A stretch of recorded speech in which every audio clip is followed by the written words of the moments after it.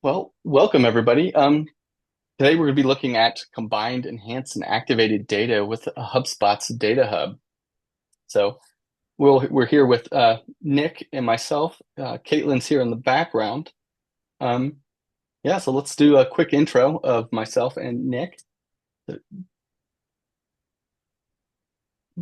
Nick, if you wouldn't mind introducing yourself, please. Yeah, for sure. I'm Nick Carbone. I work at HubSpot, specifically on product marketing for Data Hub. I've done a lot of stuff at HubSpot. I've been here just over 8 years. I hit 8 years last week, but most recently and currently working on all things Data Hub. So excited to talk to y'all about Data Studio, data quality, and probably a few other little surprise things along the way today. Awesome. Congratulations on the time, by the way. Thank you. Um, my name's Kevin Cornett. HubSpot Solutions Architect with Fast Slow Motion. Been working with HubSpot for quite a while now and seeing the evolution and introduction of Ops Hub, now that next iteration into the Data Hub. So really looking forward to sharing what we've learned with you and what's to come in the future and what powerful tools we get access to now. So we hear this constantly. Almost every sales call or client call that we have, that nearly half of CRM data is incomplete or inaccurate, and 70% of the leaders say that bad data directly costs them growth. Again, we hear this with every call. Once that data feels stale, or is perceived as stale by your team, it's just not the trust is lost, and it's hard to gain that back. Frankly, Nick, I'm sure you've seen it plenty of times, where we sales teams, they come in, they see bad data. How do they activate on that? How do they work with it? Right? It's kind of tough to get over. Yeah, I think we see it trickle into everything. And from my seat in marketing, it's like two big things for me. Number one would be like my personalization and segmentation strategy. If I don't have good data, that's like a foundational piece of marketing strategy that I can't really rely on. Like if I don't have access to that data or it's bad, how can I identify good fits in my customer base or among prospects? And then the second thing we see is when we pass leads off to sales. Like I want to make sure that what I'm giving them is accurate. But whenever that moment comes where I have a QL that I want to hand over to my sales team, we know that relationship has been historically fraught between marketing and sales. So want to make sure that what we're giving them is accurate, and over time that information can stay accurate and can stay up to date and useful, frankly. Yeah, absolutely. And I think we hear it echoed across every step in business, from process to reporting, obviously, and any automation pieces, that if the quality in is poor, your quality out is going to be poor. And that, again, across everything, including AI. If we want to make sure that this data is correct for the right people, the right place at the right time, ensuring we get that quality out.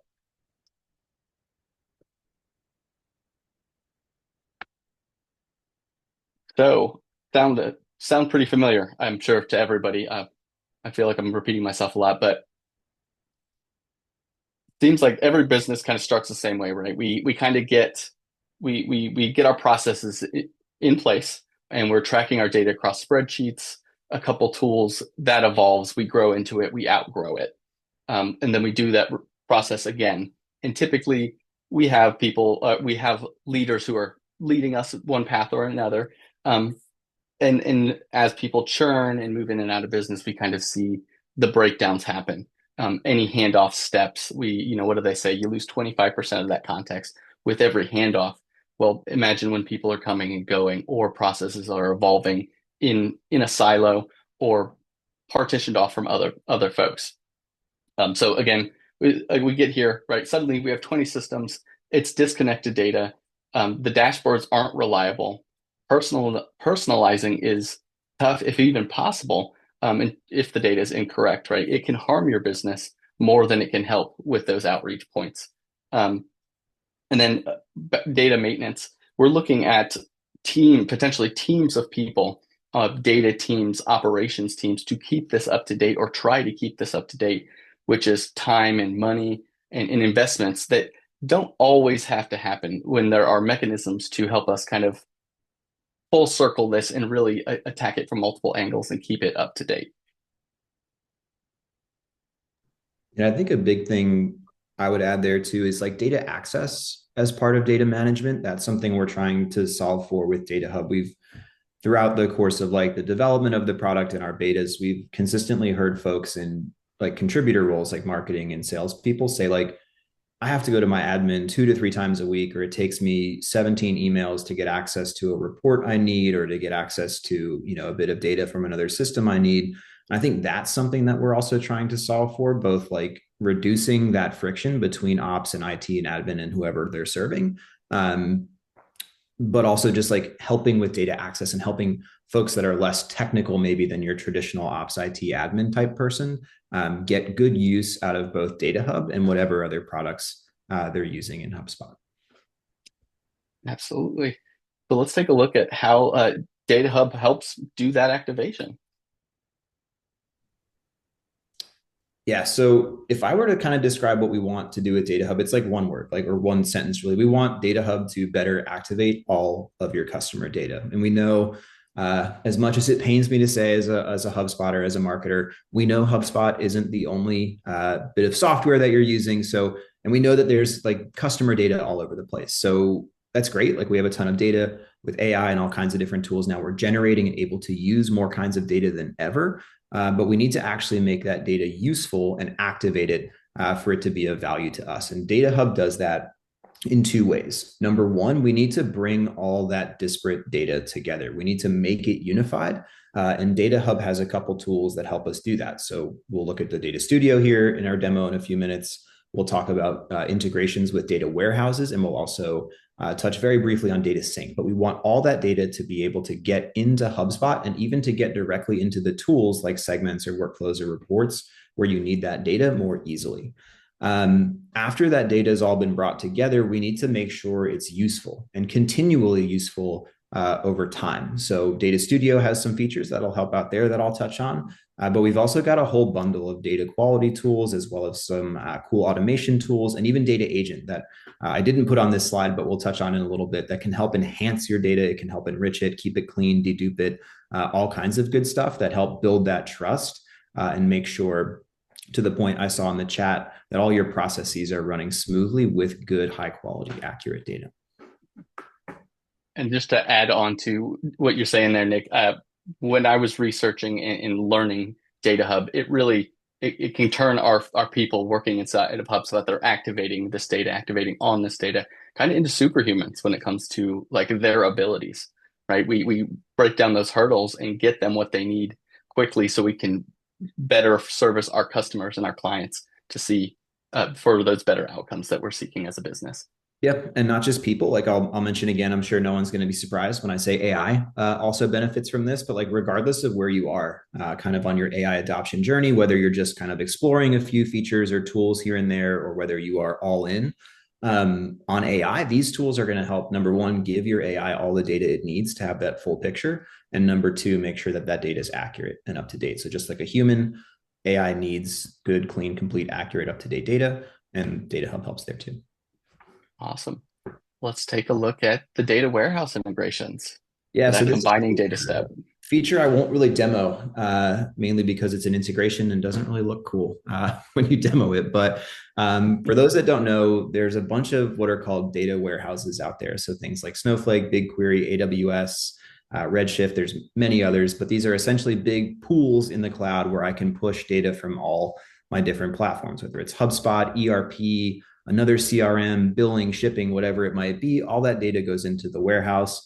And then you can either use it as like a base layer for a reporting tool, like a Looker or something like that, or you can use the warehouse as the central kind of like place or hub, for lack of a better word, that pushes it out to other tools. But the kind of the TLDR from this slide is that we, with Data Hub, have bidirectional integrations with data warehouses that help make sure that if you're layering HubSpot into a tech stack with a data warehouse, that data is able to get in and out of HubSpot and where it needs to go. So if we think about folks that want to, power these customer journeys across multiple different points in their tech stack, or reporting, if you have some sort of advanced BI tool layered onto your data warehouse, there's all kinds of different stuff you can do in that warehouse once your data is there. But we just wanted to make sure with Data Hub that you're able to get that data in and out of that warehouse.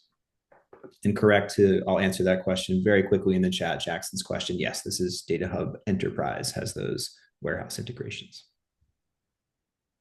And I think this bidirectional data flow is huge in the space, right? Historically, we've had the reverse ETL processes, getting the data out of the warehouse into a tool like HubSpot, or a data share in HubSpot terminology to send it into the data warehouse to consume it. This gives us read and write capability, so we get to author and consume the data in a way that the business deems fit. And I think that's super powerful. In something that would have required custom integrations, IT teams, folks that are able to write, read SQL to ensure that the data is moving at the right pace, in the right at the right times, but then also that it's up to date. Having, I think, a system like this, if we were to look into more data warehousing, our data governance, this can live on top of our data governance layer, allowing you to then implement really strict rules or controls over your data. And I just think that idea that this can be composable almost in that way is really powerful and gives us a lot of flexibility moving forward. All right, let's jump on to the next one. Yeah, so for data sync and programmable automation, these are another two I won't demo. They don't look as cool as what I'm going to show. But data sync, we've had this for a while, but worth shouting out that Data Hub has a bunch of no-code integrations. So it's like 107 or 10 last time I checked, different integrations built and maintained by HubSpot in partnership with the other apps. So that's a pretty cool and unique partnership that we have going with these folks. But no code required. Even easier to use, frankly, than those warehouse integrations we just talked about. But we can set up these bidirectional flows with these different apps and customize which data goes in and out of the CRM. The other thing that I'll touch on just very briefly, because this is an older feature that we've had with Operations Hub for quite a while, and frankly, not one of the cool ones that I want to show in our demo, but programmable automation is essentially a blank check for workflows. Our legal team might hate when I say it can do anything you want it to do in workflows, but anything that you can code in code can be done inside of a workflow. So if I enroll a brand new contact and my team has 150 different criteria and rules for lead assignment, instead of making a workflow that has 151 different branches or whatever it might be, I can use code to make this a super easy transition or super easy handoff between teams, or I can use it to integrate data back and forth using APIs. Different things like that are possible. It's awesome. And I have to disagree with Nick on this one. This is my space. This is where I kind of grew up into HubSpot, was with these custom coded workflows in these integrations. I think this is super powerful. Again, this is a feature that's existed for quite some time. With this new data hub, we're getting throttling features added to it as well that we've seen roll out slowly with this release. But this with the new rollout, we still retain those capabilities, making it to the nth degree flexible and customizable to what we needed to do. So I think this is really awesome, combining better data handling and manipulation with the already awesome flexibility of those custom code workflow actions. Again, really awesome. Build whatever you need within the bounds of those limitations, which are ceiling's pretty high on those limitations, frankly. So you can do just about anything, like Nick said.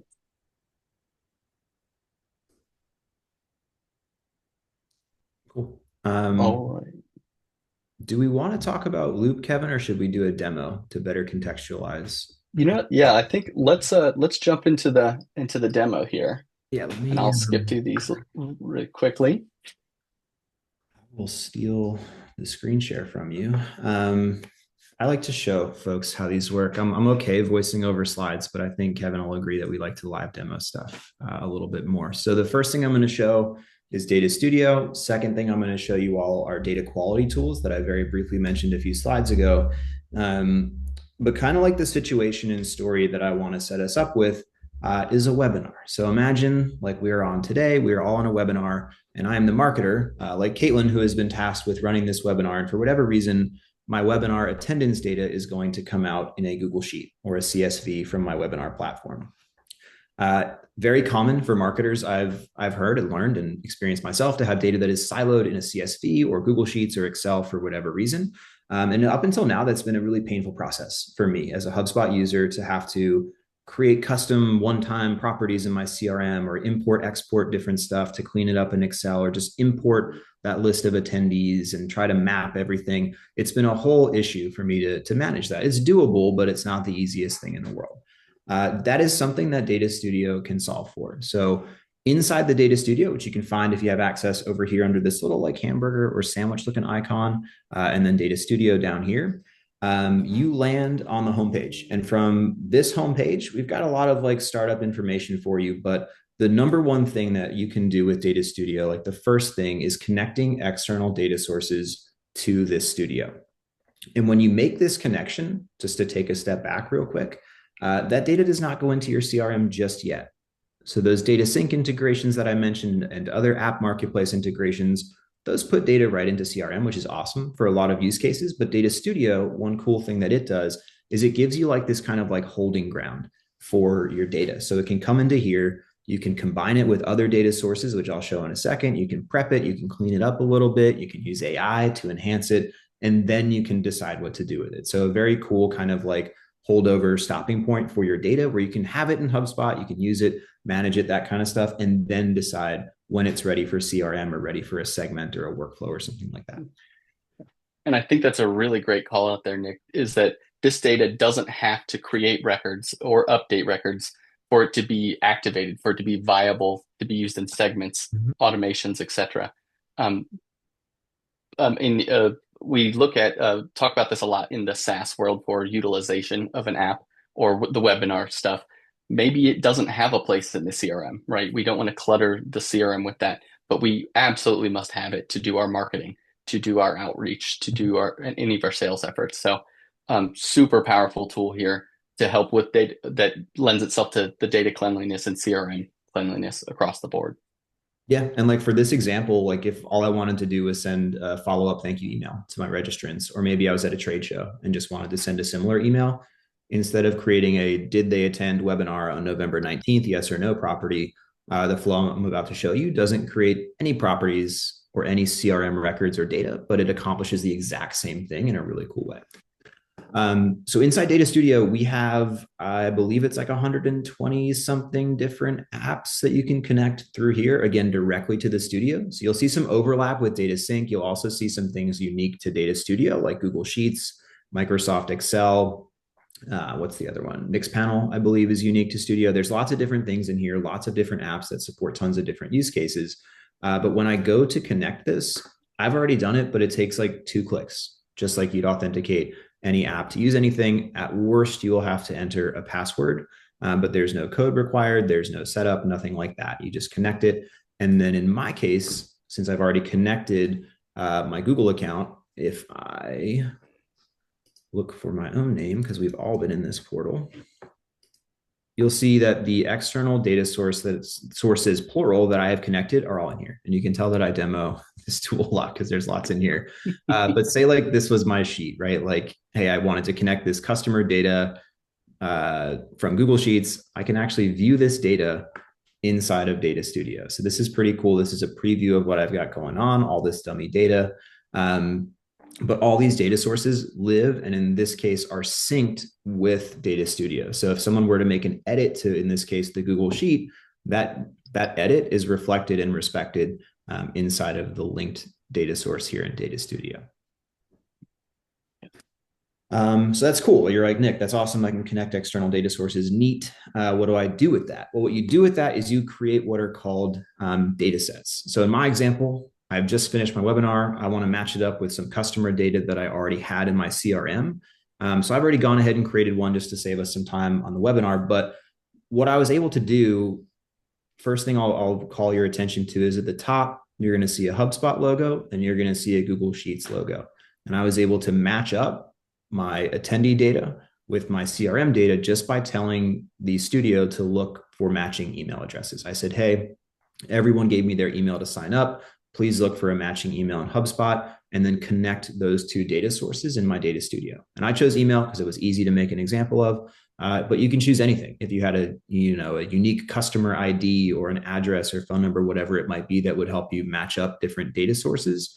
You can do that super, super easily with just a few clicks in Data Studio. So I chose maybe kind of a lame example, just connecting contacts with a sheet. But you can connect whatever data that you have access to, whether it's in your CRM in HubSpot or whether it's in any of your previously connected data sources. You can match all that up. So say I wanted to layer in data from ActiveCampaign or Stripe or MailChimp or whatever I had going on in here. I could do that and essentially create my own living spreadsheet inside of Data Studio that I can use in a bunch of different places in a second. I'll show you all that in a minute. And I think that's really cool call out here as well as imagine the amount of time that this would take, essentially merging tables with SQL or running a process to do that just to generate this data set. When now we can point, click, make it happen for us and match on those records. Yeah, I'm terrified of VLOOKUPs, Kevin. That gave me nightmares in college. That's like an immediate Google search if I ever have to do one. I don't remember how to do it. It's a pain in the butt. This essentially does that for you, and it'll say, "Hey, go match things for me." I will just show that process. One thing that we are pretty proud of, if I can say that. I don't know if that's humble enough, but when you go to manage the join between these different data sources, it's clicks. And you can see me clicking around trying to find the button that just changed a few weeks ago during the beta. But you don't have to code anything. You don't have to, do any wizardry or anything like that. For this, I was able to tell, here it is. I was able to just in a dropdown say, hey, look in this for email address and look in contacts for email address. It didn't require anything crazy, just told it what to do, and it did it on its own. But that's cool. So I got my data joined up. What I can then do, so say in my case, I'm like, hey, you know what? I just want to engage with people that were, maybe like my advanced subscription. So I could add that and I could say equal to any of advanced. So say I just wanted to engage with, for some reason, high value accounts for me. I can add that filter. And now my data set, my sheet in here is filtered down to folks that were also my advanced subscription level, which brought a bunch of different data in from my example here, but you could filter on anything that you had in your sheet. Just really imagine delivering this to your marketing teams from ops, how quickly this happens and how easily this is maintained so they can action on that data. I'm going to leave it there. Go for it. So it's really cool. Like, okay, I'm filtering. I've combined my data sources. That was easy. Filters are easy. No one's ever impressed by filters. What is cool though is the ability to add columns in a couple different ways. So I'll show from the bottom up because data agent's by far the coolest. If I wanted to, we're building this list out as we go, but if I could do a little bit of lightweight data quality in here. I could capitalize things. I could trim out white space and data that's come in. I can use formulas and functions. Like if I wanted to do a whole bunch of kind of like Excel or SQL style coding in here, I could. It's easy to use, but if you want to go a level deeper, you can. And I can use all kinds of functions and formulas to build new data points or combine data points, that kind of stuff. But if I cancel that and keep working up the list, we can also enrich data directly here. So say these were folks on like a top of the funnel webinar and I didn't know who everybody was, but they did give me their company email address or a company name. I would be able to go out and learn more about those people and bring that enriched data directly into the data set. But in my opinion, the most cool thing in here, the coolest thing is Data Agent. So Data Agent is one of our 3 featured agents. And what it can do is kind of like anything you can prompt it to do. So it's best used for research. So kind of like in that enrichment example, if I wanted to say, hey, like I've heard about HubSpot, but I don't know who they are, but they attended my webinar. I could say, hey, Data Agent, go out on the web and do a little bit of research and return HubSpot's like top 3 products to me, or tell me like what their CEO's last public appearance was and what she talked about. Or even like, do you think that their product might require a sales team to sell? Are they a good fit for me to sell my sales product to? It can go out and do research across the web. It can research a company website directly, like if you just wanted to know more about the company. or it can even reference data from inside of the data set itself, which is super powerful and super cool. And before this, because it takes a minute or two to run, where can I see it? This was the prompt that I gave it. It doesn't, looks a little rough here. I'll be honest. When you create it, looks a little better than this weird unformatted text. But what I told it was, hey, I'd like to use the columns contact first name, contact last name, and a couple of columns from my spreadsheet to basically create a sentence that would tell me a little bit about who these people were, their subscription level, and their like current level of satisfaction. And it went ahead and did that in my sheet, which I have to format a tiny bit. If I find the right one. And I also love this use case, right? We take the data we have, enrich it just a little bit to make it even more human readable, more actionable for those folks viewing it. So along with, I'm sure, the substantially more complicated calculations that you could run with this disparate data that is now in one, we just have so many different angles that we can approach it with. Mm-hmm. And ironically, it wasn't human readable until I expanded the column. But now that we can all see it, this isn't the best example. I'm working with my kind of static dummy data here, but it did write this cool sentence. So if I was going to pass this off to like a CSM and say like, hey, like Ann Taylor attended, or Anna Taylor attended, she subscribed to advanced product and she's medium satisfied or something like that. Maybe that's a bit of context that I wanted to put into my reps' hands. That's super awesome. Cool. So now Tina had a question in the chat, if we could answer it. She said, in this case, what if the email they gave for registration is not the same as HubSpot? So right now, that would be a limitation, and that's a good eye from Tina. Without giving away too much detail, we are working on some things that should help address that in the future. But that's a good point. To do a matching by email address or really by any identifier, that identifier would need to be accurate and the same for both records that you want to match up. But cool. So once I've done everything I want to do to this data set, I've filtered it, I've added my properties, I've done some enrichment or enhancement, even with data agent. I can actually use it. So what's cool about this is this data still does not live in the HubSpot CRM, but without it being in CRM, I could build a report based off of this data immediately. I can enroll all these contacts in a workflow immediately, or I could use this to build a segment. So if I wanted to build a quick segment that would power an email send, or enroll these folks in a workflow that would power an email send to thank them for attending my webinar and send like some follow-up information, I could do that just in one click. It would drop me right in. In this case, you will see it will pop me right into the workflow builder, where the workflows tool has said for these contacts, which I've lost. Here it goes. I have to click details. Speaking of human readable, there it is. Okay, contacts from the data set, save, contact data webinar. That one I was just in. Those folks all get enrolled into this workflow, and I can do whatever I want with those folks. And then we can also use that data at later steps in the process as well from that data step. That's a good point. So like that's a more advanced use case for sure. But if I wanted to say like filter or not filter, if I wanted to use that in a conditional branch, I could use conditional branching and I could reference data that's again just in the data set and not in CRM. So that's good for stuff like we've seen a lot of folks in our beta using or bringing in like revenue or financial data to run reports or just build reports. That's not necessarily always stuff that like needs to be tracked in CRM all the time. It might be like a monthly, annual, quarterly, who knows, cadence of reporting. They just bring it in and they match it up with whatever accounts or companies or contacts they need to and build a report.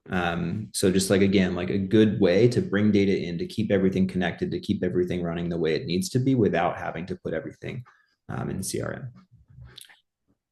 If you wanted to, though, you could sync this right to CRM. So I've done a bunch of cool prep. I've made sure the data coming in is good to go. In the same way that I was thinking about pushing it into a workflow or into a segment, I could tell this data in my data set to sync into the CRM. And I can even choose how often that should happen. So if I know that like my Google Sheet's going to update maybe once a week or once a day, and I want to make sure that the information that flows through this data set from that sheet is up to date, I can do that. And I can choose which columns map to which properties in my CRM. Yeah, it's such an awesome piece of technology here too. I think you touched on it that this data set then is live as that sheet is updated. It's flowing into here and updating for us. So if they were on that list, and we had them filtered out initially, or in that data set, we had them filtered out initially. A change happens in an external system that then can be pulled in, and then they meet the criteria for the filters. Now they're on that list. Now they're in that segment. Mhm. Now they enroll into that workflow. So it's really powering that activation of the data there. I almost like to think of this as a funnel, if you will. We're casting a wide net and bringing it all into the tools inside of HubSpot where we want to activate on it. Again, workflows, segments, or CRM records themselves. Yeah, for sure. And I'll mention as well, like the external data is awesome, but if you just wanted to use the power of Data Studio to work with data that comes from the HubSpot CRM, you can do that too. You don't have to connect a sheet. You don't have to connect a warehouse or another app. You can pull different object data or different property data into a data set, work with it, use the agent, and then pipe it directly into a report or a workflow wherever it needs to go that way. Um, I Last think one of the additional. native HubSpot data sets that comes with, as an example, with Data Hub is that companies to line items Mhm. to contacts. So we can see what was purchased when and pull all of that data into a single table where we Yeah. can then use it within our tools. Yeah. Other tool I want to show, kind of wrapping up the demo here, is some of the improvements and enhancements we've made to our data quality tools over the past few months. I'll preface this by saying all you have to do is click. There's no data agent in here. There's no formulas. There's nothing. If you felt like Data Studio was a little bit in depth, this is probably the easiest tool to use. And I saw a question in our Q&A, like, where would you start if you were just new to Data Hub and like the first tool you'd want to use? Kevin, I don't know if you agree, but I think data quality is probably the easiest thing, maybe in HubSpot, to use. Yeah, absolutely. I think we talk about it at Fast Slow Motion is audit some of the processes and then see where your data is at, get an understanding of where you're at, and then take those incremental steps of implementation of these new tools and processes to ensure that Mhm. we're making slow but progress towards that goal. Yeah. And I have yet to see a customer or even HubSpot ourselves have perfectly clean data. So that this is a tool that's one you will always get usage out of. I'll say, unfortunately, you will always have use for, but we want to build these tools that I'll step through here to make it easy. Number one, to like action the issues or the quality issues that you're seeing in your data, but more importantly, to like find them. So you'll see here, one of the big improvements we made to this data quality overview was surfacing recommended actions. So it's detected a duplicate. It's told me, hey, there's a duplicate. I unfortunately have 50,000 contacts with a name formatting issue. I have a couple issues with my app syncing, things like that. It has brought those right to the forefront. And if I wanted to take action on one of those, that's a click. And it's going to pop me to the right place inside of this data quality tool where I can take action on that. And everything in here from managing duplicates to formatting issues can be set up with clicks. So if I wanted to say, okay, hey, look, here's my 50,000 first name issues, which are getting piped in from somewhere, who knows, in our demo portal, I could choose to bulk format these, or my personal favorite is just to turn on an automation rule. So we've got a bunch of stuff in here. I'd recommend every single customer that has access to this tool just turn all these on, because I can tell it, hey, yeah, if you see somebody with an uncapitalized first name, or first and last name that have been mushed into one property field, just go ahead and fix that for me. And I can save that. And in the background, the AI is working to find those issues, and the automation is working on the front end here to clean that up. And what a great tool, allowing businesses to transition from a reactive approach to this. I pull the report, I send an email, I hit so many errors, to this is proactive now. We can set up these rules and automations to fix this before it even happens. And they give us alerts when there's anomalies as well. I think you'll probably touch on that, Nick, but I think just that of a 180 on the approach to data cleanliness is incredible. Yeah, I'm going to take that segue. The anomaly rules, the anomaly detection, that's a newer feature as well. And it's something that I think like everyone should pay attention to. Like if you have an ops person or an admin, that's awesome. Like you have backup, that's great. If you don't, like these anomaly detection rules or alerts, the duplicates, all that is stuff that we want like everyone to be able to manage. And it is something that everyone's able to manage, whether or not you have IT, ops, admin, or if it's just you as the single HubSpotter in chief. But for like here in property anomalies, I could say like, okay, hey, like I've set a couple of these up. And what this does is it looks for anomalies, whether low or high, in fill rate. So we have created a few here, like my AI fit score. It's expected to get like 60 to 145 of these in a specific date range, and it's only seen 36. And what that could signify to me is like, oh shoot, maybe like that integration that's supposed to bring that data in broke, or maybe the team that's supposed to fill that out is doing something different now, and I need to like check on my process. Or if I see a bunch of these like fills and I'm expecting a lower number, like I am here, same thing. I could have a runaway workflow. I could have a runaway integration. Some other team's process could have changed, and I can go address that before it impacts things critically, which I think, to Kevin's point about being proactive instead of reactive, is really powerful. Mhm. And as the tools move, some tools move to a consumption-based model, having a preemptive step or an alert or an anomaly alert in there is going to empower you again to avoid unnecessary costs or accidental costs. Yeah, that's a good point. It also helps if you're thinking about your marketing contact tiers. Like if you want to manage those duplicates, make sure you're not paying for too much. Mhm. It's a good tool. Other thing I want to mention that is new to the data quality tool set are custom rules. So I have, This one is so cool. I'm unfortunately, sorry. already set up my custom my limit here. Dang, hang on. So unfortunately, I've set up all my custom rules and I'm not able to create a new one and show this. But basically, what it does is I can go in and I can choose the properties that I want to dedupe on. In the past, we have unfortunately limited you all to just being able to dedupe on what we thought was important. But now, if you have especially custom properties that you want to deduplicate on, you can set that up as a custom rule. And you can see here, like this merge on shared record, that's custom. I had a couple set up here in contacts, like same name and same city, whatever you want to set up here. It's going to check all the different properties that you tell it to for your rule and surface those duplicates here. Then I can just go ahead and merge these super easily. Again, I think this is one of the best, one of the biggest changes to this is exactly these rules. I think historically companies were limited to company name and domain, where even if you had, say, the protocol in front of that domain, it might recognize it as a separate one. Here we could even do duplicate on address or state, city, Yep. etc. So we can start to see those. And I'm seeing a use case where we have a company that has multiple locations. Um, that's all almost always in CRM. Almost, it's a tough thing to manage. Now we have something like this to allow us to just have a better holistic grasp of what's supposed to be there, what's not. Mm-hmm. Totally.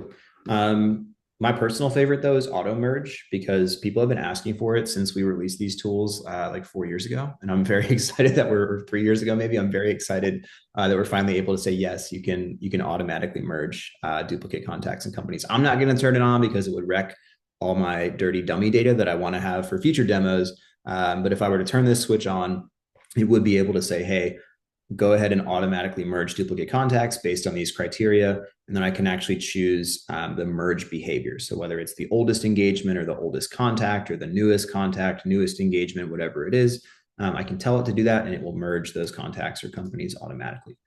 So very, very, very excited to finally have that. Last thing I'll call out here actually is data enrichment. Enrichment, we've had that for about a year and a half, so don't quote me on that. It's been around for a while, but we decided that that was part of data quality as well. So completeness as well as cleanliness. So we've brought enrichment into this quality overview so you are able to manage and see gaps in your data and then fill those gaps in your data directly from this tool as well. So you can do that in Data Studio. You can do it here. I think there's one other app actually you can do it in as well, but kind of like a holistic solution to managing the quality and completeness of data all in one place. I really love about this feature that we see that available enrichment. And if I remember correctly, even that running in the background is not going to use credits. So we get the information that things can change quickly and automatically. Yep. I saw a question on packaging, so that's a good segue. You'll actually be able to get in here and do certain things in this quality overview if you are just starter and above with any hub. There are going to be certain things that are reserved for Data Hub Pro Plus, like those custom rules, auto merge. You're going to have some higher deduplication limits with Data Hub Pro Plus. But this enrichment, this is available to everybody in here. The frequency at which you can scan will change, whether or not, or based on whether or not you have Data Hub or not. But correct, yeah, enrichment does no longer, this default enrichment that does no longer cost credits or anything like that, but baked into the quality overview here. That's all I really had. Kevin, anything else you want to add before we bring it back to the deck? Yeah, I think, and I could be mistaken, but this enrichment also looks at, say, contacts and associated companies, so we can pull in data through those, or potentially down from the company. Um, Conversations as well, so we can see information that was happening in conversations, or even external tools to say, Mhm. um, let's place this here, rather than a person on the phone having to update the record. They're making a note, and then AI is going to read that and say, okay, now let's update this property, or there's a potential to update this property. So I think even the context window for the updates that it can propose for you is really impressive. Yeah, agree. I'll show the data agent too very quickly, because you said pulling insights out of different places like calls. That's something that we can do with the agent. I touched on this very briefly with the smart columns feature in Data Studio, but if I wanted to create a smart property, let's see if I have one. I can cheat and use one of our templates. I can create a smart property with a prompt. So, of course, my little test didn't work, but I could say something here like, hey, I want to look at the last 5 calls that this person has had with my sales team or with my support team, and I would like you to summarize their main challenge. Like, that's something that I could do, and I could tell it to look at call transcripts in here, and then it would actually put that result into a property in my CRM, which I think is a very cool way to extract useful data from what we call like unstructured data. So data that's a call transcript or an email or something like that, basically not an object or a property. This is a cool tool. Anyone can use this, starter and above, but this is a cool way to kind of do something similar to enrichment, but way more custom. I can tell it, again, to go out, research the web, research a company website, research in my own CRM or among my calls or emails, things like that. And it's going to be able to extract those insights and help you better activate that customer data. Really awesome, powerful tool there. Really excited about that one. Yeah, I see a new use case. I feel like every time I get on LinkedIn, someone's come up with a new use case for data agent, which of course is misbehaving today as I'm trying to demo it. But that's why we have betas. Awesome, awesome. So I'll go ahead and grab that screen from you. We'll jump back over. Want to hop into the loop marketing section? Sure. Unless I can just keep the share if you want with the deck. Oh, perfect. Oh. Cool. Did you want to tee up Loop, Kevin, or do you want me to talk a bit about Loop? If you wouldn't mind. Yeah. So we launched Loop Marketing. We introduced everybody to Loop at Inbound. And if you're not familiar with the Loop, it's a new way to think about marketing in the context of AI. What I will say is I don't think it's radically different than like our standard process we go through as marketers. But what we've done is we've really tied it to 2 things. Number one is the AI tools in HubSpot, and number 2 is data. So when I think about the Loop, it's 4 stages. Number 1 is express. So I need to define who I am as a brand and how I want to talk to my leads and my customers. Once I've defined that, I want to tailor what I'm saying and what I'm doing and how I appear to those people. I want to be able to personalize things. I want to be able to talk to them in the right way at the right time. That takes us into the amplify stage, where I'm able to actually push those messages out across different channels. And then my last stage is I run through this loop over and over and over again. Every time I do something, we want AI tools in HubSpot, and the AI tools can help you evolve.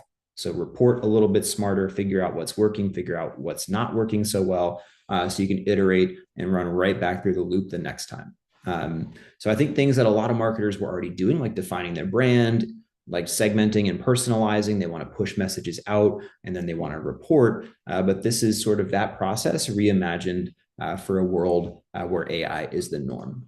And what Data Hub does here, it's going to be 2 stages of the loop where this really comes into play. But like one underlying benefit, and that's access to data that's clean, accurate, and up to date. So we know that, like myself as a marketer, I mentioned personalization and segmentation being like a pain point for me at times with data. Like it just doesn't work if I don't have access to data, or missing things, or things aren't correct, or I need, they're not enriched or whatever. I'm not going to be able to like effectively tailor my message to my audience. I'm not going to be able to find these like very, very, very small, but very high potential segments of customers that I want to market to. And when I'm able to connect my data via Data Hub and clean it up and enhance it a little bit with those tools you've been showing, that's a massively powerful kind of like up level to the loop when I have full access to all my customer data. And I know that that data is more reliable, clean, accurate, and up to date. The second thing, and this is something that's kind of held true as we've worked with a lot of customers in our beta for these tools over the past few months, is like evolving. Um, I think the truth is a lot of like revenue and financial data might live in other places. Like if HubSpot isn't your sales team's CRM or not their like primary place of work, maybe they're in Salesforce or something like that. The revenue data that's going to be tied to your campaigns or your efforts as a marketer needs to get back into HubSpot somehow. So if that's in another CRM or if it's in a warehouse or some other tool that houses either revenue data or just general outcome data, like webinar attendees or something like that, that needs to get back into HubSpot. So our tools like our marketing studio or just general customer reports or other tools can understand what worked and what didn't, because all of that result or all that impact, all that data is being pushed back over into the CRM, into HubSpot via Data Hub. And I think that's really awesome, the way that Data Hub and Loop now complement each other, where we can come in and just build on top of it, and then it's making those suggestions for us. Yep. We already did the live demo. Kevin, do you want to close us out? Or are we closed out before Q&A, or anything else you want to add?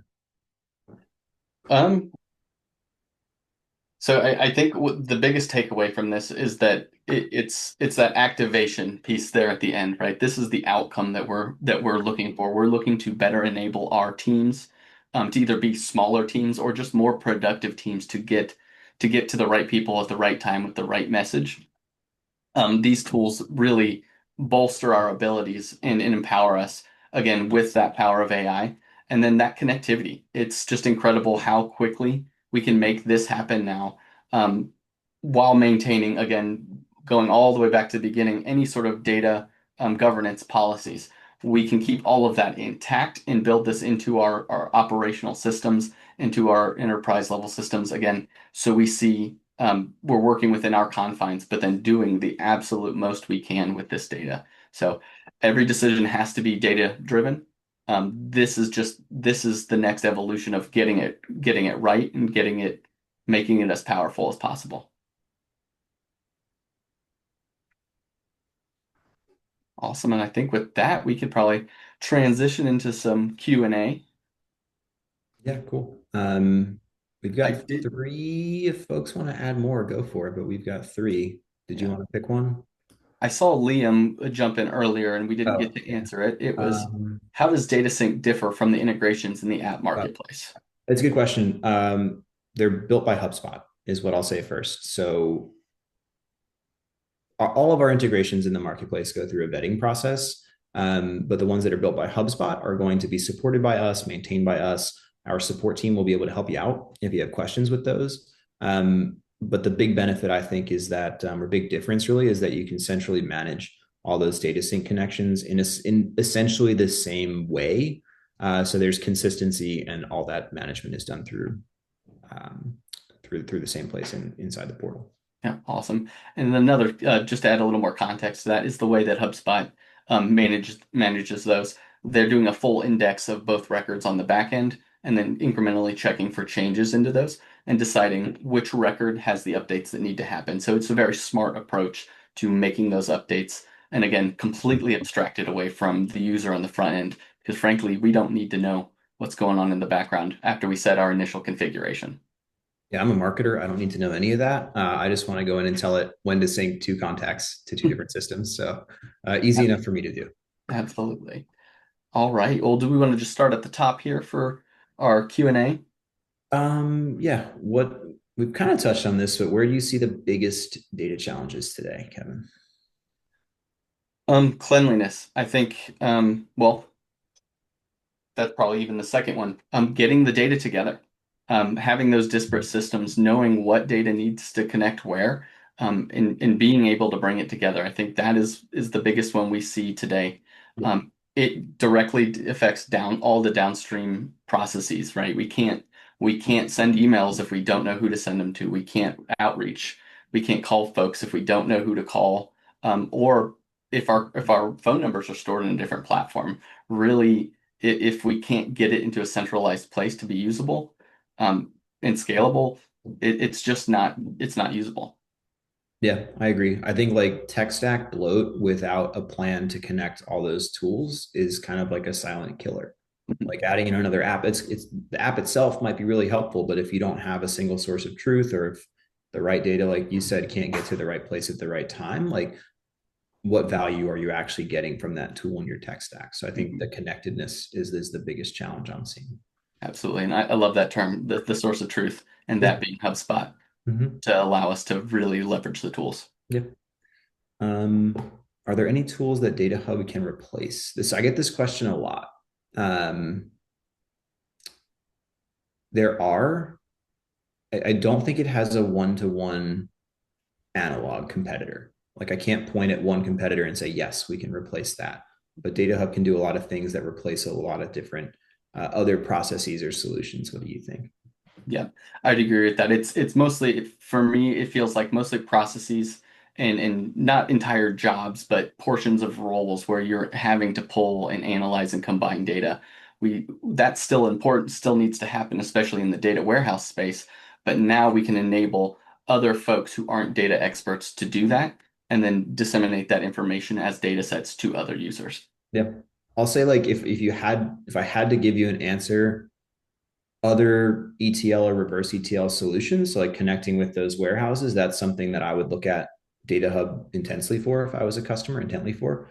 Um, and also, Clay has been getting a lot of buzz with Claygent. So I will not say that Data Hub can replace everything that Clay does. It cannot. Clay is an outstanding tool, but if folks are interested in like the deep research element of the Claygent, that is something that Data Agent can do. So maybe not specific to Data Hub, but those two things, in my opinion, are fairly close to parity at this point: Data Agent and the Claygent for deep research. And then any one to a one that just popped in my head that was like a one-to-one that can be replaced, custom integrations. Um, Yep. Yep. if that's the biggest one I think in my mind between the cost of developing it and then maintaining it. It's just huge replacement there. Yep. Agree. All right. Can a single admin tackle CRM data problems with Data Hub? A single marketer can do it. So yes, I would say a single admin can. Yeah. I heard the term data democratization. I don't know if that's accurate for this place, but it really makes this accessible to everybody. Um, that spreadsheet-like interface is just, it feels comfortable. It feels familiar. The HubSpot UI is comfortable. It's familiar. That's how HubSpot does things, right? They take them, they make them user-focused and then build them up from there to make it the easiest for your users to use. And I think that's kind of how you guys have done it from the beginning. Yeah. And I think like being super transparent, we are about maybe 50% of the way there on like our we want this to be easy to use journey with Data Studio. So it will only get easier and more intuitive. I'm not going to give any timelines, but next year, I'm very excited about some roadmap stuff I saw earlier this week, this month. So, yeah, it'll be even better, I think, here very shortly. Awesome. Looking forward to those rolling out. Yeah, All right. Any good talk tracks on framing Data Hub as a must-have for net new prospects? we got a sales rep on the call. I think like this is true for anybody listening. The most important thing to your business right now is data, and I know we've been saying that as HubSpot for years, but it's never been more true. Like with the amount of data that is able to be accessed now with AI and the amount of data our customers are generating when they interact with us, it's a massive disadvantage if you are not thinking of every way you can extract value from that data. And I think that's how I'd position it as a prospect. That's how, if I was trying to buy Data Hub myself, that's how I'd pitch it to my boss. But like, I need every tool at my disposal to get the most out of my data. Mhm. We talk about the power of the platform here at Fast Slow Motion a lot when it comes to HubSpot. How do we utilize the systems that we're already paying for? With this, you get what already existed in Ops Hub, plus now all of the AI and connection features here. this is going to change the way CRMs get the HubSpot gets implemented, frankly. Um, I think if you are at that enterprise level or pro level, this is what your team needs. If you have an rev ops person or an operations person creating reports for your team to use and they're importing those, that's the barrier for you. That's the tier that you want to hit. Yeah. And everything that I showed today and talked about today, minus the data warehouse integrations, is available with Data Hub Pro. And I think when you think about the monthly cost compared to the time it saves you, Data Hub might be at the top of that curve with all the hubs. If you think about the amount of time you take or would need to take to manually dedupe or clean stuff up in Excel or manage that data without tools like that, that time adds up over the course of a month. And I think like it might be one of the better values when you look at it that way. Exactly. And with that data quality on top of Yeah. the external sources, that cleanup effort changes again to a proactive effort. It's no longer a project. It's it's ongoing. It's always happening for you. You're monitoring it once a week for an hour, Yeah. or not at all, rather than spending 20 hours a month, 20 hours a quarter on just cleaning your data so your business can operate. Yeah. The way I think about it as a marketer is I would pay any amount of money to not have just sent an email that says hi first name. Like, so like that's the ultimate. Maybe that's the way you'd pitch it to a prospect because that's a bad feeling. It's happened to all of us in marketing at one point or another. And that's something that Data Hub helps out with those data quality tools. So Definitely. Almost like get it right the first time. yeah, exactly. Mhm. Awesome. Any other questions in the Q&A? Feel free to toss them in there.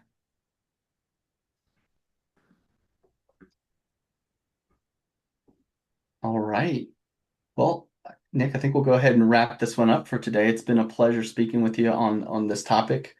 For everybody involved, as Caitlin said in the chat, we'll be sending out the slides with additional information as well for you. But definitely thanks for the time and enjoyed learning with everybody. Awesome. Thank you all.